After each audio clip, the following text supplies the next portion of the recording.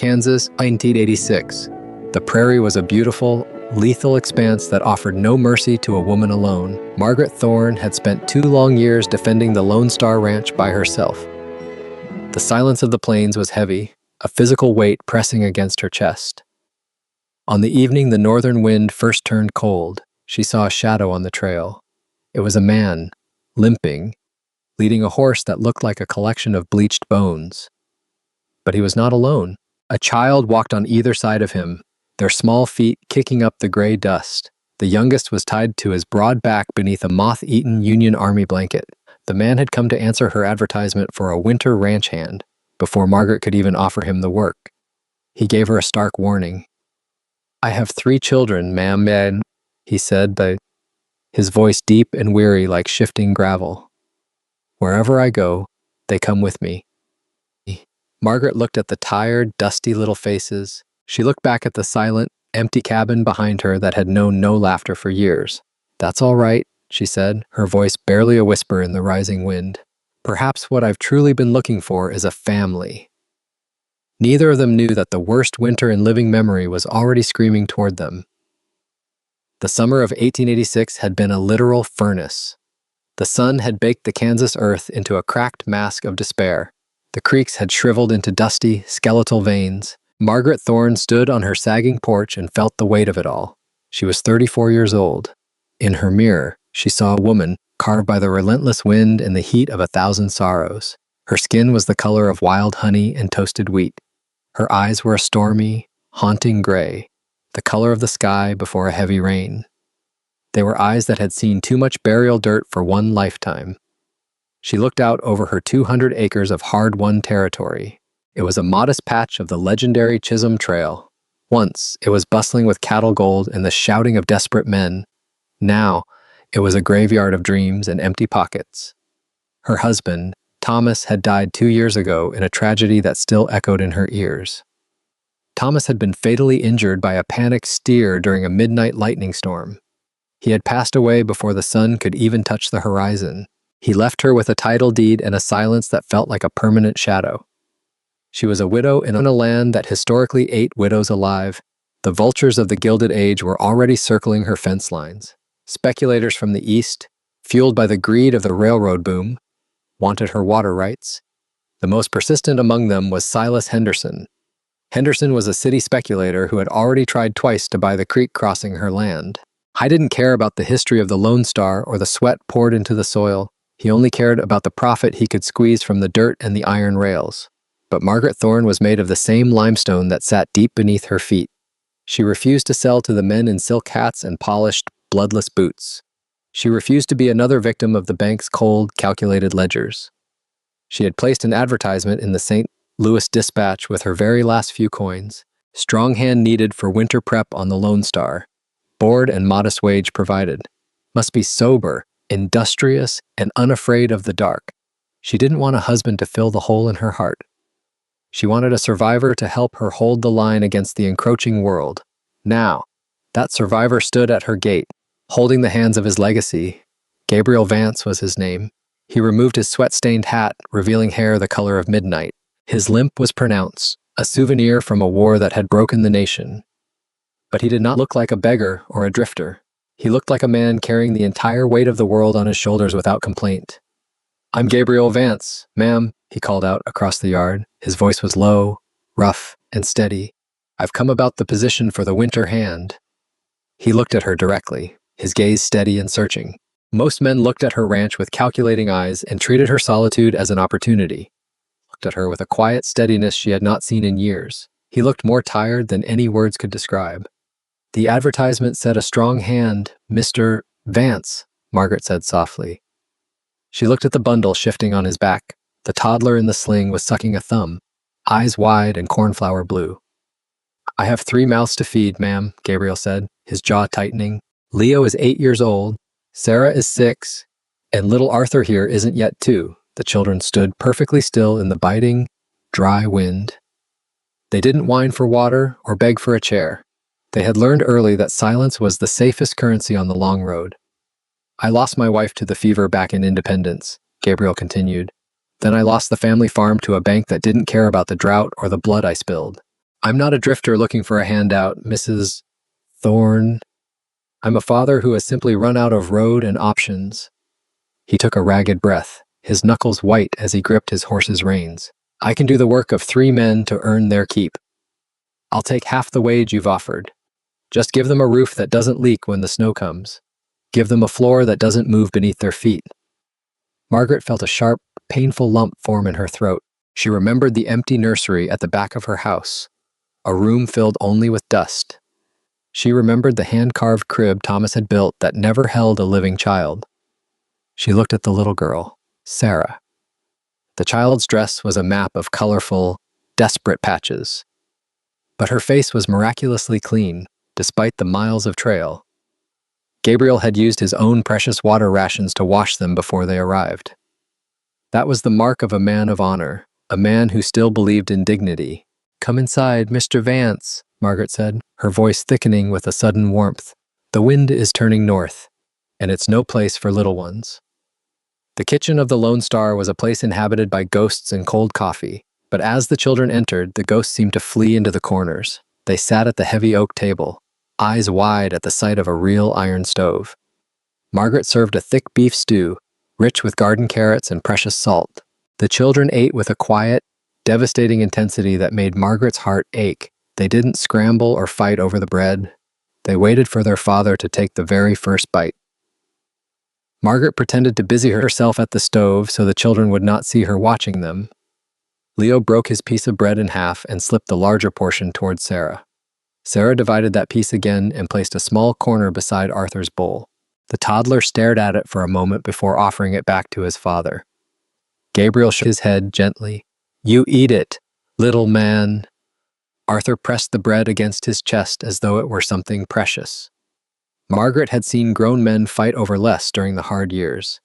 Yet these children, who clearly had not eaten well in days, still thought first of one another. "Is this your house?" Sarah asked. "It is," Margaret answered. "Do children live here?" The innocent question struck a place inside Margaret that she had kept locked for years. "Not for a very long time," she said. Sarah looked toward the empty hallway and the dark staircase. "It sounds lonely." Gabriel lowered his eyes, embarrassed by his daughter's honesty. But Margaret did not take offense. The child had simply spoken aloud what every wall in the cabin already knew. "It has been lonely," Margaret admitted. Then she placed another slice of bread on Sarah's plate. "But perhaps houses can learn new sounds." Arthur laughed softly at something only he understood. The sound was small, but it reached every corner of the room. For the first time since Thomas died, the Lone Star did not feel like a place waiting to be abandoned, but it felt like a house holding its breath.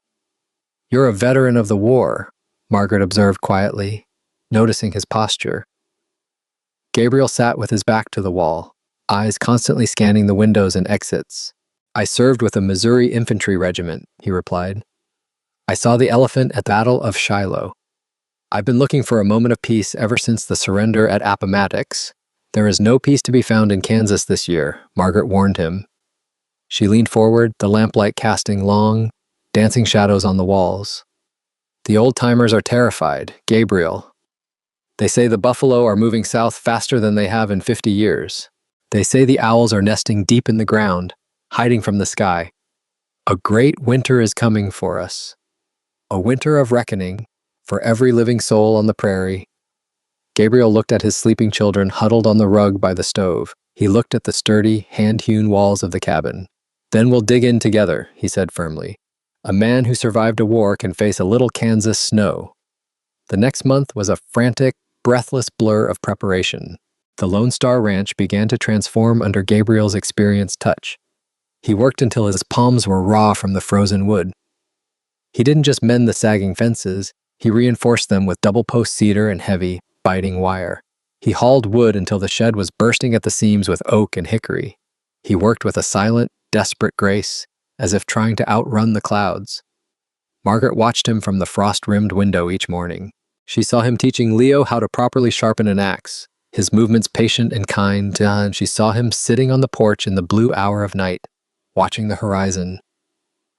One evening, Gabriel found Thomas's old wind chimes lying broken beside the porch. He did not touch them until he asked Margaret's permission with a quiet nod. By sunset, the metal pieces were singing in the wind again. Margaret stood in the doorway and understood something profound and terrifying. Gabriel was not trying to replace the man she had lost. He was making room for the life she had survived. Margaret felt the thick, protective ice around her own heart beginning to crack. She started cooking larger, heartier meals, pouring her soul into the iron pots. She dug out her old sewing machine from the dark corners of the attic. She spent her nights making the children new coats out of heavy wool. She used Thomas's old blankets, turning her grief into physical warmth for the young. Margaret did more than sew for the children. Each morning, she gave them small tasks that made them feel useful rather than pitied. Leo carried kindling from the shed and learned how to stack it where the snow could not reach. Sarah measured flour at the kitchen table and watched Margaret knead bread with strong, practiced hands. Arthur followed them from room to room, dragging a wooden spoon across the floor like a tiny walking stick. One afternoon, Sarah spilled nearly an entire bowl of precious flour. The child froze, her face lost its color, and her hands began to shake. "I'm sorry," she whispered. "I didn't mean to waste it." Margaret saw more than fear of punishment in the girl's eyes. She saw the memory of lean months when a handful of flour could decide whether a family ate. Margaret crouched beside her. "We can gather most of it," she said, "and what we cannot gather, we will survive without." Sarah stared at her. "You're not angry. I have been angry at droughts, banks, storms, and stubborn cattle," Margaret replied. "But I will never be angry with a child for making a mistake while trying to help." Together they swept the flour into a clean cloth. That evening, Sarah placed a misshapen biscuit beside Margaret's plate. "I made this one for you," she said. The biscuit was hard around the edges and nearly raw in the center. Margaret ate every bite. Across the table, Gabriel watched her with an expression she could not name. It was gratitude, certainly, but beneath it was something quieter and more dangerous. It was the beginning of hope. Later that night, Margaret passed the empty nursery. She paused at the doorway. For years, she had kept it closed because the sight of Thomas's unused crib hurt too much. Now she opened the door. The next morning, she asked Gabriel to help carry the crib downstairs for Arthur. She was no longer a widow waiting for the end of the world. She was a woman actively building a life out of the ruins of the past. If you believe a family can begin with one act of kindness, stay with us. The greatest test of Margaret and Gabriel's new home was still approaching. 3 days later, Silas Henderson arrived in a polished black carriage that looked absurd against the dying grass. He did not step into the mud. He remained beside the gate in a heavy city coat while his driver held the horses. "I hear you found yourself a hired man," Henderson said. Margaret stood on the porch with her arms folded. "I hired a foreman." Henderson's gaze moved toward Gabriel, who was repairing the roof of the cattle shed. "A crippled veteran with 3 hungry children is not a foreman." Gabriel climbed down from the ladder slowly. His limp was visible, but there was no shame in it. He stopped beside Margaret without moving in front of her. The gesture mattered.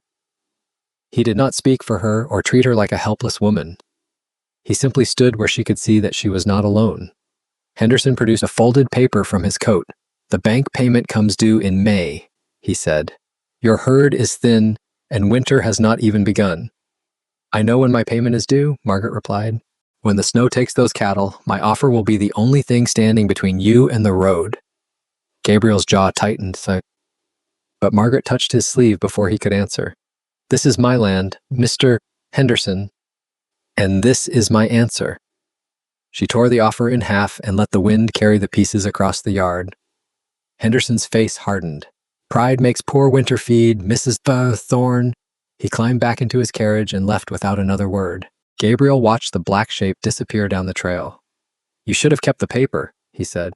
"Why, so you could burn it when the firewood runs low." Margaret laughed before she could stop herself. It was the first real laugh Gabriel had heard from her. The children came running from the barn, startled and delighted by the sound. That evening, Margaret opened the ranch ledger in front of Gabriel. If they saved most of the herd, the spring sale would cover the bank payment. If they lost it, Henderson would own the Lone Star by summer. In December of 1886, the first blue norther hit the plains like a hammer. The temperature plummeted 40 degrees in less than 2 hours. The air turned into a vertical wall of white, blinding, frozen needles. This wasn't just a storm.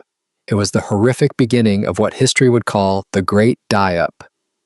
Across the Great Plains, vast herds began drifting blindly before the screaming wind. They could not see the trail or the water ahead. The frozen air burned their lungs with every gasping breath. The cattle piled up against the barbed wire fences by the thousands. They froze where they stood, trapped against the barbed wire until the storm finally buried them. The ranchers were helpless, trapped in their homes by the White Death. On the Lone Star, the wind screamed like a vengeful, starving banshee. The house groaned and shivered under the pressure of the mounting snowdrifts. "The cattle," Margaret whispered, her face pale in the dim light. She peered through a tiny hole she had melted in the frosted pane. "If they hit the creek bed in this, they'll drown in the slush and the ice." If she lost the herd, she would miss the spring payment to the bank. She would lose the Lone Star before the first flowers of summer.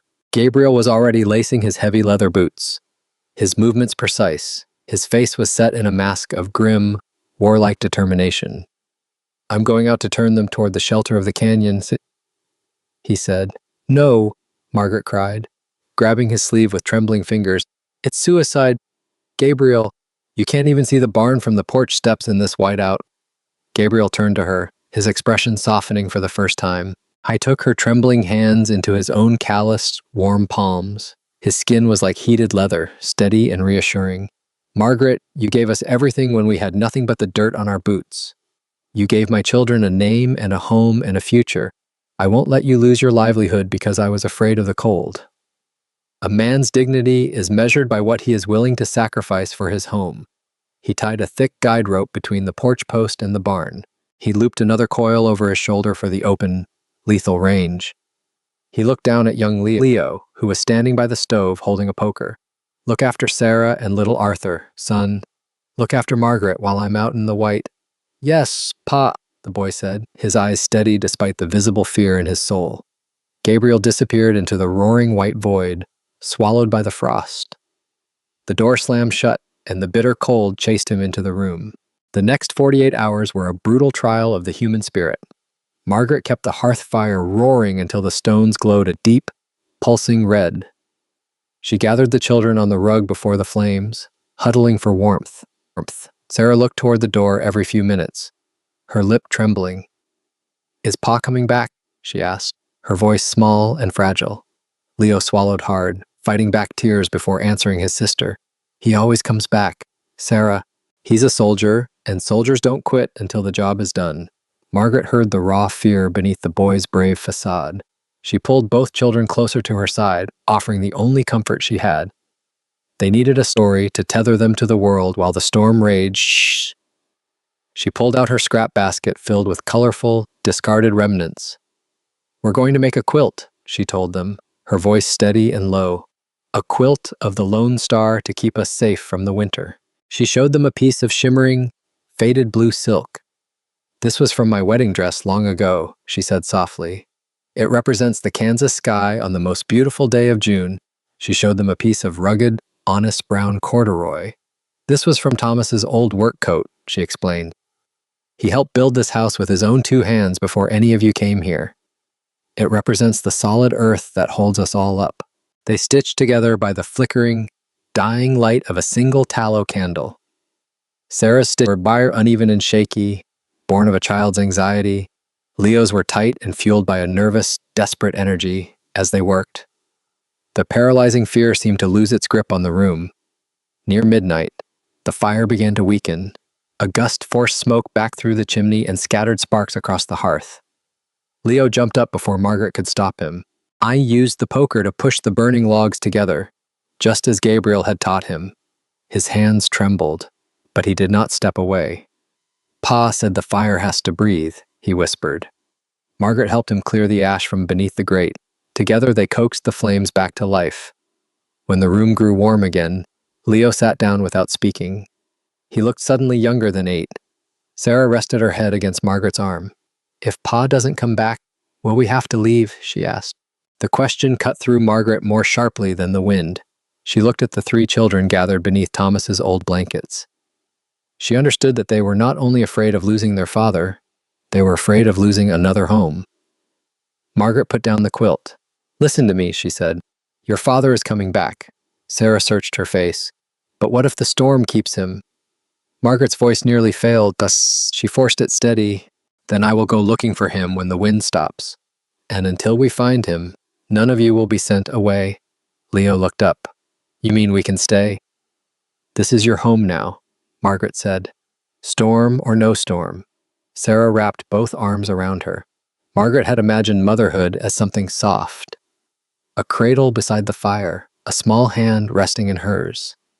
She had never imagined it would begin with terror, smoke, and a promise made while the world tried to tear the roof away. Arthur woke and began to cry. Margaret lifted him from the blankets and held him against her shoulder. Within moments, his breathing softened. Sarah leaned closer. Leo returned to his stitching. Outside, the storm screamed. Inside, 4 frightened people became a family before Gabriel ever returned to see it. Margaret talked to them about the true meaning of courage and sacrifice. "Courage isn't the absence of fear, children," she whispered. "It's the choice to do what is right even when your knees are shaking. Your father is out there in the dark not just for the cows. He's out there for our future and the sanctity of this hearth. He's showing us that a man's worth is found in what he protects." She felt a hot, silent tear fall onto the blue silk patch. She missed Thomas with a dull, familiar ache that never quite left. But she realized she was falling for the man lost in the screaming storm. She was falling for the way Gabriel Vance carried his heavy, invisible burdens. She prayed for the man with the midnight hair to find his way back to her. On the 3rd morning, the wind finally died into a haunting, icy whisper. The world had been transformed into a trackless, alien desert of blinding white. Margaret stepped onto the porch, the snow piled high to the eaves. She looked toward the barn, her heart hammering against her ribs like a trapped bird. Nothing moved in the frozen, crystalline landscape. The silence felt like a death sentence pronounced by the sky. "Gabriel!" she screamed into the void, her voice cracking. Her call was instantly swallowed by the thin, frozen air. Then, a dark, ragged shape slowly emerged from the drifts. Gabriel was crawling on his hands and knees, dragging his body through the snow. He was pulling a shivering, newborn calf by its hind legs. Behind him, his chestnut gelding was stumbling, its head hanging low. The horse's breath came in frozen, jagged clouds that hung in the air. Gabriel had found the main herd against all impossible odds. He had driven them into the sheltered lee of the canyon walls. He had stayed awake through 2 nights, moving them, keeping them alive. He had lost several animals to the frost along the way, but enough of the herd remained to save the ranch and the payment. Margaret ran into the waist-deep drifts without a second thought for herself. She reached him and collapsed into the snow by his side, weeping. Gabriel's face was blackened with the early, painful stages of frostbite. His eyelashes were thick needles of ice, and his skin was deathly pale. "They're safe, Margaret," he rasped, his voice a ghost of itself. "Most of them managed to make it through the worst of it." He looked at her and managed the smallest smile. "I didn't let them go." She pulled him to his feet with a strength she didn't know she possessed. Together, they stumbled back toward the gray smoke of the chimney. The children were screaming with a joy that could wake the dead. The next week was a desperate, quiet battle for Gabriel's life. Margaret used every pioneer remedy she had ever learned. She used rendered goose grease and warm bricks wrapped in soft flannel. She stayed awake for days, rubbing the feeling back into his frozen hands. The feeling returned slowly, though 2 of his fingertips would remain numb forever. She saw the old, jagged scars on his back from the war while she bathed him. She saw the physical toll that a life of hard labor and loss had taken. She realized then that Gabriel Vance was a man of the ancient earth. He was as permanent and enduring as the prairie grass itself. Recovery did not come quickly. For several days, Gabriel could not close his hands around a cup. Margaret fed him broth and changed the warm cloths around his fingers. He hated being helpless. She saw it in the way his eyes followed every sound from the barn. "The cattle need checking," he said one morning. "The cattle can wait. The south fence may have fallen. Leo and I inspected it yesterday." Gabriel looked at her in surprise. "You went into that snow. This ranch belonged to me before you arrived." Margaret reminded him. I know how to keep it standing. A faint smile touched his face. I never doubted that. You tried to ride into a killing storm because you believed I could not survive losing the herd. I went because I knew exactly what losing it would cost you. Margaret adjusted the blanket across his chest. It would have cost me land. It nearly cost the children their father. Gabriel looked away. For the first time, she saw shame beneath his courage. I promised their mother I would keep them safe, he said. Some nights, I still hear her asking whether I have done enough. Margaret sat beside him. Keeping them safe does not always mean carrying every burden alone. He looked toward the loft where the children slept.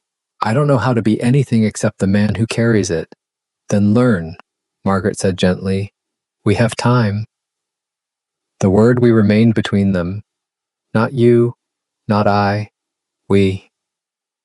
That afternoon, Arthur took 3 uncertain steps across the kitchen floor. Gabriel knelt with difficulty and opened his arms. The toddler stumbled into them. Leo cheered. Sarah clapped both hands over her mouth. Margaret stood beside the stove, smiling through sudden tears. Gabriel looked up at her with Arthur held against his chest. For one quiet moment, neither of them needed to explain what had changed. The Lone Star was no longer her ranch with hired strangers inside it. It was their home. One night, Gabriel looked at the finished quilt draped by the fire. It's the most beautiful thing I've ever seen, he whispered. It's our family, Gabriel. Margaret replied, sitting on the hearth beside him.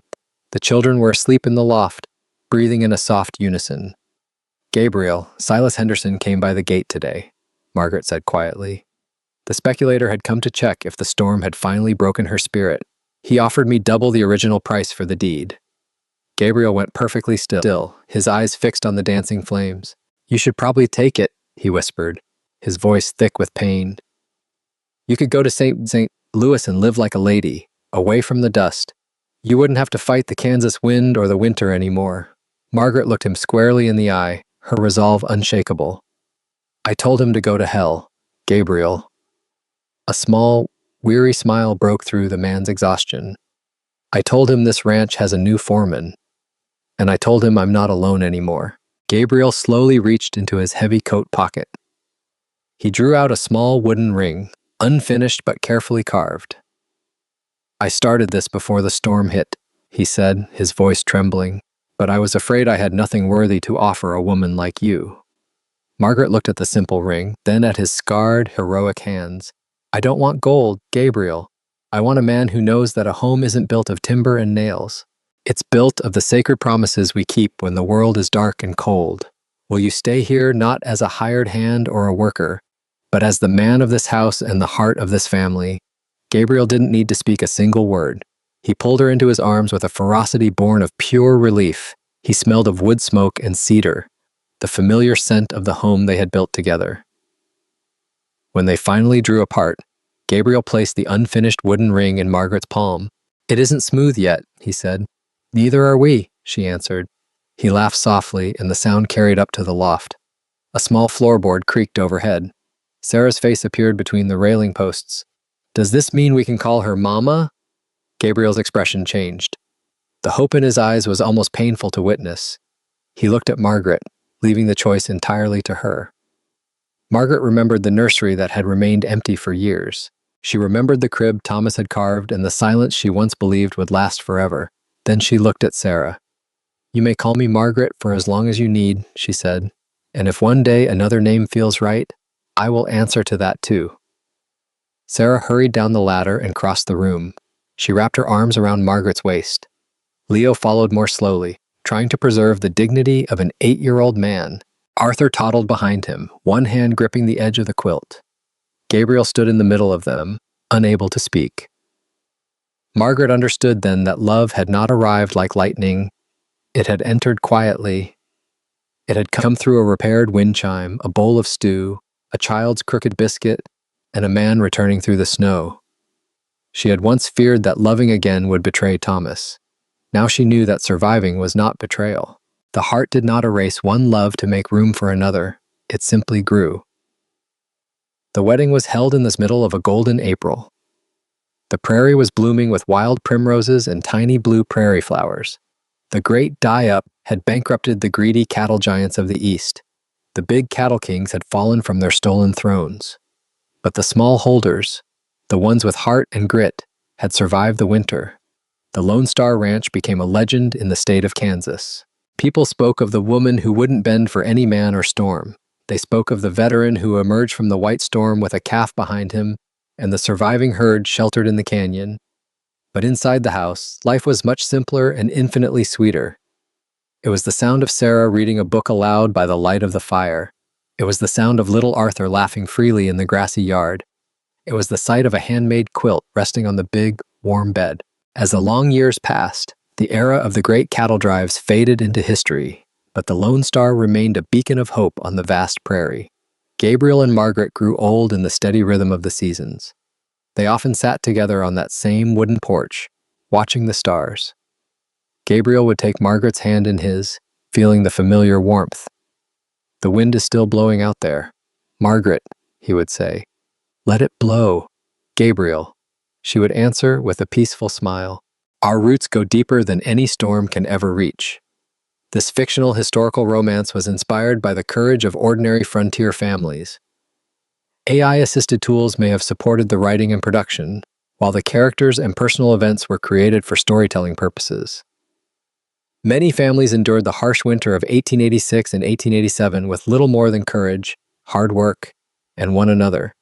Their lives were shaped by shared meals, honest work, and promises kept in the dark. Margaret once believed the Lone Star was only land she had to defend like a fortress. Gabriel taught her that a home is the people who choose to stay when things get hard. If this story touched your heart, please share it with someone who believes in second chances. Tell us in the comments, would you have opened your door to Gabriel and his 3 children until our next journey into the wild heart of the Old West? May your fire burn bright. May your family stay close, and your roots grow deeper than any storm, until our next journey into the wild heart of the Old West. May your fire burn bright, your family stay close, and your roots grow deeper than any storm. Good night.